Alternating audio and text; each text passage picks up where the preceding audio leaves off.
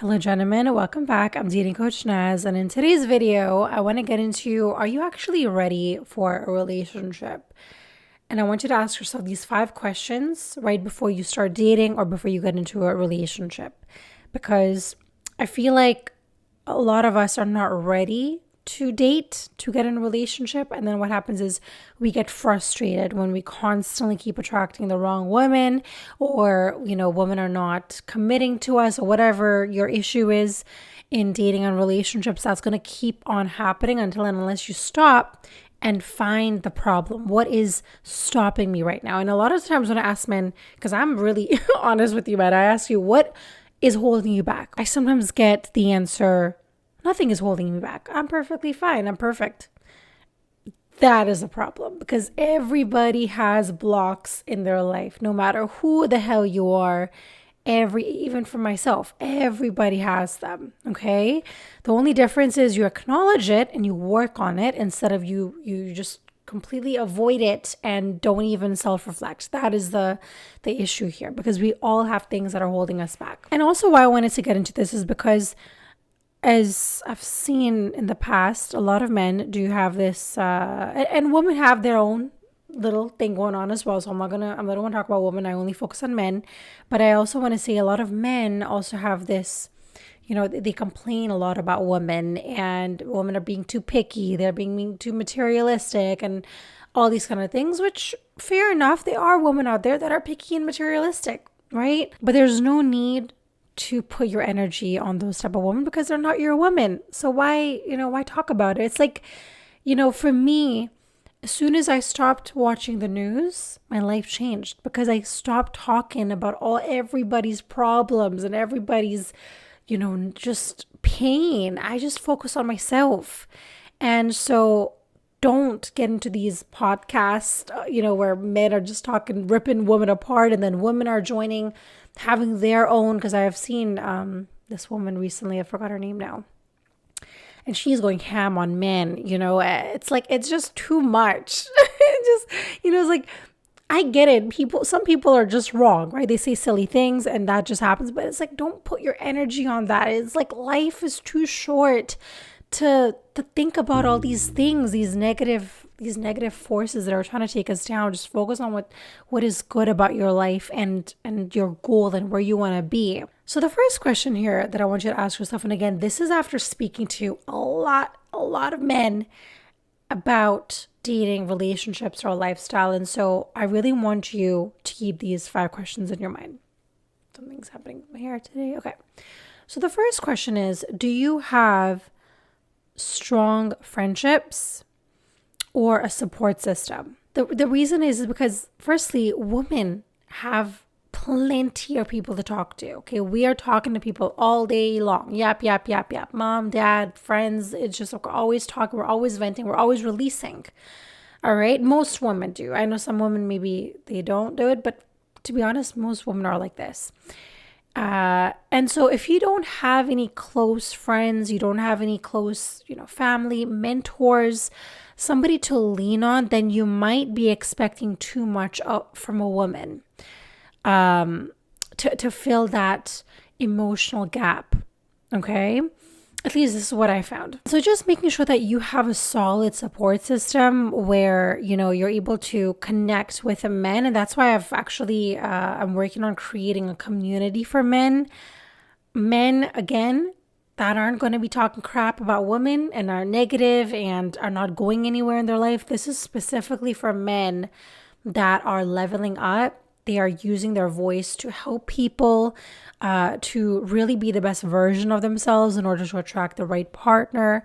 So I'm creating a community just for these kind of men that I'm working so closely with.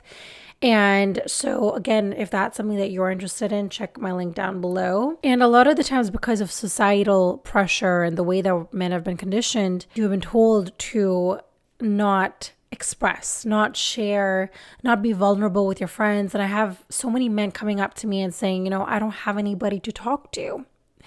And it breaks my heart because I'm like, oh my God, what are we doing in this world? Men have, 3 times more likely to take their life. It's like, what are we doing? it's just honestly, it's sad to hear that men don't even have good friendships where they can just share their, their sadness with somebody, and have another man hold that space for him. So if you're somebody that has good friends, please, keep them, because as men, you really need that in your life.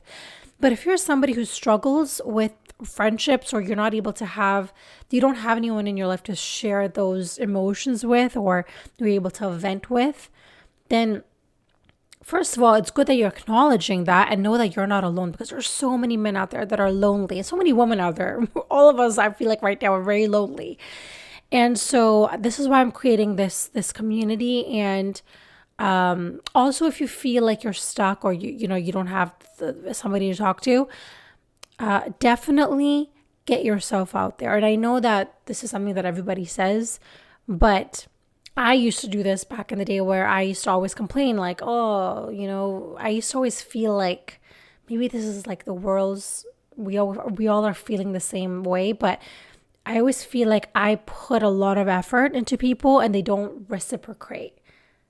Oh my God. Reciprocate. I don't know. Okay. But you know what I mean? They're not able to give it back to me. And I used to always feel like, I don't know, what am I doing wrong? And I realized that I never reached out to anybody. I never put myself out there to connect with anybody. I never asked somebody else for a coffee. I always expected people to come and find me, people to ask me out. Okay. And I had a bit of an ego on me. So if you find yourself lonely and you're like, I need somebody to talk to, or I need to put some effort into that, before you go and start dating, I would recommend to put your time into finding somebody, finding a mentor, honestly, I would say a friendship. Start with a friendship. There's so many Facebook groups, but to be honest, I would join either a sport, something that you enjoy to do, and that is where you organically meet people, because those people are enjoying the same things as you are. So you're most probably going to have something in common. And so don't just sit at home and feel alone. Put yourself out there. Even if, in a week, all you did was send a message to somebody and say, hey, like, let's go out for a coffee. Like, it doesn't have to be this big, because I know we all are working or are busy, and I get that. But just try to make some effort to connecting with somebody outside of, just staying at home, or the people that you work with. So a solid support system will make you emotionally healthier and more independent as well. And I wasn't sorry, I'm going off on this, but I was in a relationship back in the day, very, very, I was very young, where I was in a relationship with a man, and again, he was a bit manipulative. That's a whole different story, but he was like, he just wanted to be my friend. He wanted to be my husband. He wanted to be my boyfriend. He just wanted to do everything. And that is unhealthy. I feel like when you have that one person who's doing all of these things for you. And I get it. You want your best friend to be your soulmate, and I get that. But you still need to have friends that you can go to and reach out and have a life outside of that person. You need your own life. So I don't know why I wanted to say that, but that's what I wanted to say. Secondly, what are your beliefs about love? This is the biggest one that I need you to keep in your little head. Do you see love as being easy, fulfilling, or do you see love as a constant struggle? This is huge to understand. How do you perceive love? I've never seen, this is with my parents, I never saw real love. I didn't know what it felt like. I didn't know what it looked like. So how do I get love? I don't know. I've never felt it. So if you feel like those are your, that's what those are your beliefs about love, that love looks difficult, love is about fighting and screaming and shouting, then those are your beliefs, and that is what most probably going to attract into your life, okay? So your subconscious beliefs shape your reality. Once I learned this, my entire life changed, because I finally understood how I could reprogram my mindset. If deep down you believe that love equals pain, it equals drama, then guess what you're going to attract? That same thing. It's It's a repetitive cycle that is on a loop. Thirdly, have you healed from your past heartbreaks? This is another big one. All right. So if you're still holding on to the anger, fear, trust issues, all of these things, they don't just disappear. They stay with you. They stay in your body. Your body remembers everything. And your unhealed wounds show up in how you're dating and also how you interact with new partners. What are the boundaries you have? It is insane how crucial your unhealed wounds are, because they really are so telling about the people that you're going to attract into your life. And also, healing isn't about forgetting. They say time heals all wounds.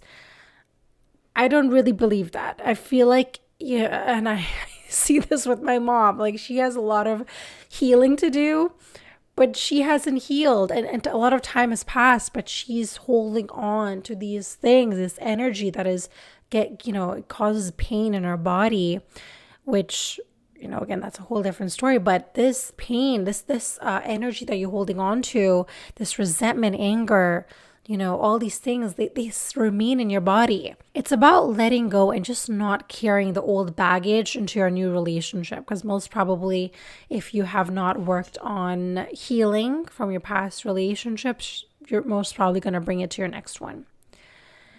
Fourthly,